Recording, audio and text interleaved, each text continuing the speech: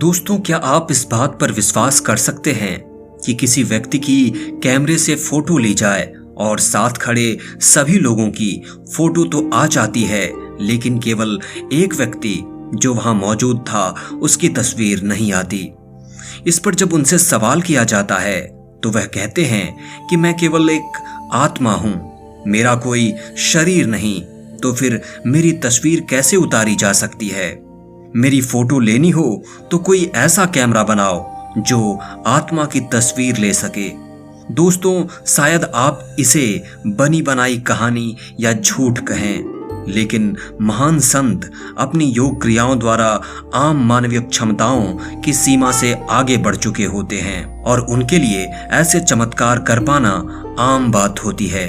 दोस्तों, इस अद्भुत व्यक्ति का नाम था श्यामाचरण लाहिड़ी, जिन्हें लोग बाद में श्रद्धा और आदर से लाहिड़ी महाशय कहकर पुकारने लगे। लाहिड़ी महाशय की तस्वीर नहीं ली जा सकती थी। एक बार कुछ भक्तों द्वारा बहुत निवेदन करने पर वह एक तस्वीर देने के लिए राजी हुए, ताकि भविष्य में लोग उनकी इस तस्वीर के जरिए उन तक अपनी आस्था और श्रद्धा अर्पण कर सकें। इसी तस्वीर को आप अभी अपनी स्क्रीन पर देख रहे हैं। दोस्तों, लाहिड़ी महाशय ने अपने जीवन में ऐसे अनेक चमत्कार किए जिसे एक वीडियो में बता पाना मुश्किल है। इसलिए अगले वीडियो में मैं आपको उनके चमत्कारों के विषय में बताऊंगा। आज हम उनके जीवन से जुड़े अन्य घटनाओं पर चर्चा करते हैं। दोस्तों, लाहिड़ी महाशय का जन्म 30 सितंबर 1828 को बंगाल के नदिया जिले में एक ब्राह्मण परिवार में हुआ। सन 1846 में श्री देव नारायण सान्याल की पुत्री काशीमणि से उनका विवाह हुआ। इस विवाह से उन्हें 2 पुत्रों और 2 पुत्रियों की प्राप्ति हुई। मुख्यतः बांग्ला, हिंदी, संस्कृत और अंग्रेजी की शुरुआती शिक्षा ग्रहण करने के बाद 1851 में लाहिड़ी महाशय दानापुर में ब्रिटिश सरकार के मिलिट्री इंजीनियरिंग विभाग में लेखपाल के पद पर नियुक्त हुए। दोस्तों, इसी दौरान उनके जीवन की सबसे महत्वपूर्ण घटना घटी। अचानक एक दिन उनका ट्रांसफर अल्मोड़ा जिले के रानीखेत के लिए हो गया। लाहिड़ी महाशय खाली समय में पहाड़ियों की सुंदर वादियों में सैर करने के लिए निकल पड़ते। उन्होंने यह भी सुना था कि इन उच्च हिमालयी क्षेत्रों में बड़े बड़े संत निवास करते हैं। लाहिड़ी महाशय को संतों से मिलने की इच्छा थी। एक दोपहर रानीखेत की पहाड़ियों में सैर करते हुए उन्हें लगा जैसे कोई उनका नाम पुकार रहा हो। कौतूहलवश वो आवाज की दिशा में द्रोणगिरी पर्वत की तरफ बढ़ते रहे। वो इस बात से भी चिंतित थे कहीं उनके लौटने से पहले अंधेरा न हो जाए।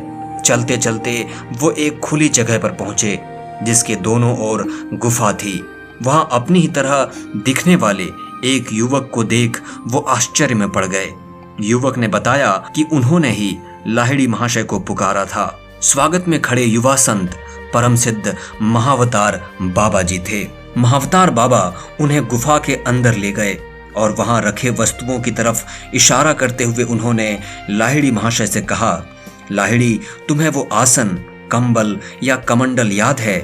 लाहिड़ी महाशय ने कहा, मैं इन्हें कैसे पहचान सकता हूँ, मैं तो यहाँ कभी नहीं आया। तब बाबा जी ने उन्हें बताया कि यह सब तुम्हारे पूर्व जन्म के सामान है, जिसे मैंने अब तक बचा कर रखा हुआ है ताकि तुम्हारे आने पर तुम्हें लौटा सकूं। लाहिड़ी महाशय को कुछ समझ नहीं आया। वो यहाँ से निकलना चाहते थे। शाम भी हो रही थी। उन्होंने बाबा जी से आज्ञा मांगी, लेकिन बाबा जी ने कहा, तुम्हारे लिए ऑफिस को यहाँ लाया गया है, तुम ऑफिस के लिए यहाँ नहीं आए, इसलिए ऑफिस की चिंता छोड़ दो। यानी उनका ट्रांसफर महावतार बाबा ने उन्हें यहाँ बुलाने के लिए चमत्कारिक ढंग से करवाया था।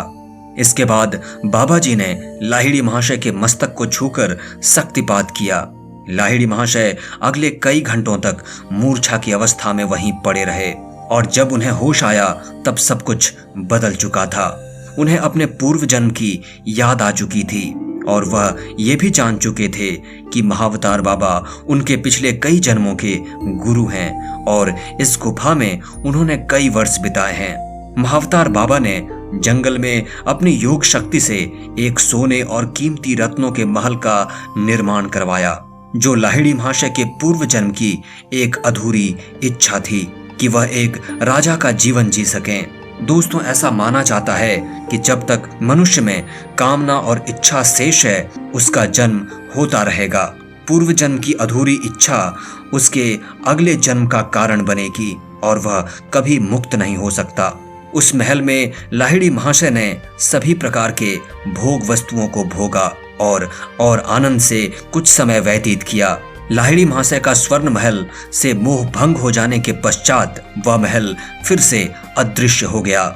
इस दौरान बाबा जी ने उन्हें क्रिया योग में दीक्षित भी किया तथा महावतार बाबा से प्राप्त ज्ञान और कृपा से अगले 7 दिन तक लाहिड़ी महाशय निर्विकल्प समाधि में लीन रहे।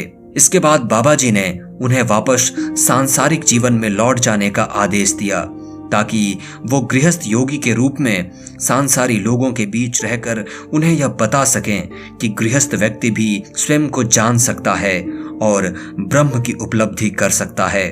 बाबा जी ने उन्हें यह भी कहा कि वो जब भी उन्हें याद करेंगे वह उनके समक्ष प्रकट हो जाएंगे। दोस्तों, इसके बाद लाहिड़ी महाशय बनारस वापस लौट आए और गृहस्थ जीवन में रहते हुए लोगों को क्रिया योग की दीक्षा देते रहे।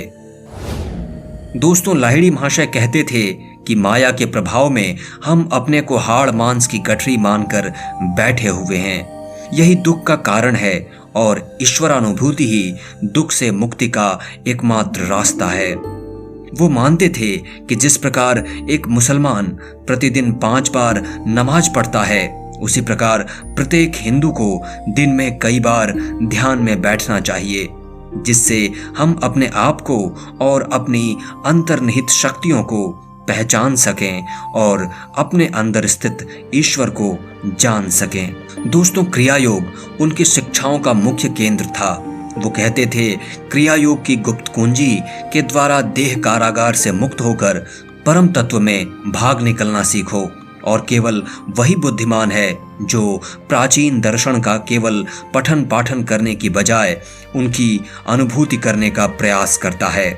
उनका स्वयं का जीवन भी उन लोगों के लिए शिक्षाप्रद था जो यह कहते थे कि नौकरी, व्यवसाय और पारिवारिक जिम्मेदारियों के बाद आध्यात्मिक साधना के लिए समय ही कहाँ बचता है।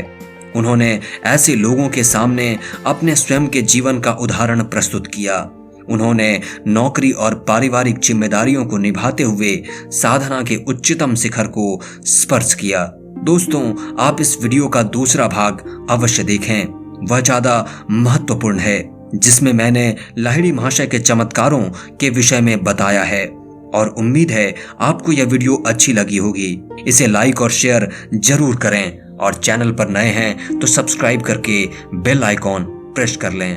बहुत बहुत शुक्रिया, धन्यवाद।